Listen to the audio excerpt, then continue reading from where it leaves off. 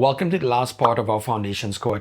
Congratulations if you made it this far. This is where we're going to review how an LED lamp is assembled and what does this have to do with linear lighting. It's going to be the same principle, but I want to show you how it works in the everyday fixtures that you see before we apply it to these linear fixtures. The major parts of the lamp you could see is the housing, and I'm actually going to pull this. This was not part of my planned class, but I'm going to use this so you see something that's synonymous or something alongside of it. So you're going to have the lamp housing, and you can see this is a very expensive brass heavy housing, and just like an LED linear, there's some sort of linear housing. Now inside of it you're going to have the LED diode that we spoke about earlier. So I'm just going to take this out. I chose this lamp in particular because this lamp has a lot of optical examples in it that we would like to discuss. It has a reflector. Usually companies use one technique, which is they either use a reflector or they use an anti-glare lens or they use a lens itself. But this particular technology has 3 optical enhancements. If you look into it, you're going to see the LED diode, and the other part is it's mounted onto this heat sink. This is what's going to cool the bulb, keep the LED nice and cool. Heat is an LED killer, so our object is whatever little heat is produced on the semiconductor, we want to pull that heat off. You have the heat sink, the thermal management, and in this case we have the driver, which is external. So this driver has specific parameters to power the LED and the input voltage to power the LED. This is the secret sauce for LED production. Are we going to use a lens, or are we just going to use a diffuser? This is an anti-glare diffuser. And what companies do, they say, okay, I'm going to use this amount of current and use this amount of heat sink, or I'm going to use this LED and I'm going to drive it to a certain power. The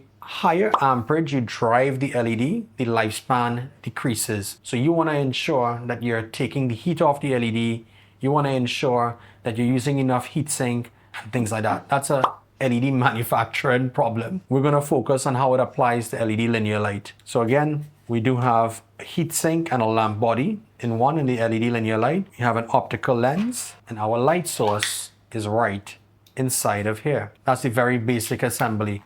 I'm going to dig into a few other examples of lighting technology that is being used, and we're going to open them up so you can understand them. So this is your typical LED floodlight. These are the earlier models of LED floodlights. You could see that it has the LED light source. It has a reflector to shape the light beam. It has surface mount LEDs, I believe 9 of them.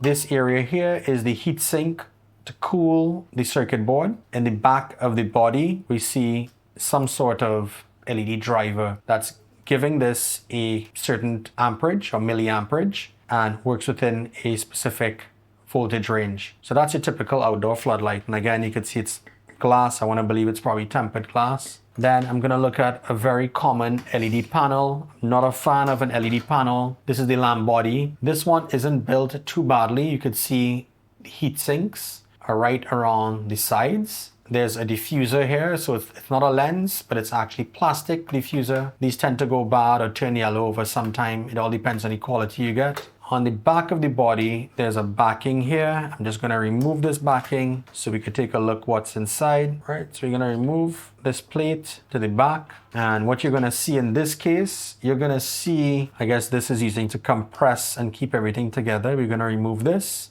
This area here is your lens. So there's a type of lens. It's a nice diffusion plate, like it's really diffusing everything. Then you have another diffusion plate. And then if you look inside here, you can see the LED diodes that are going on a printed circuit board in a pattern. And those LED diodes are matching this heat sink that's right here.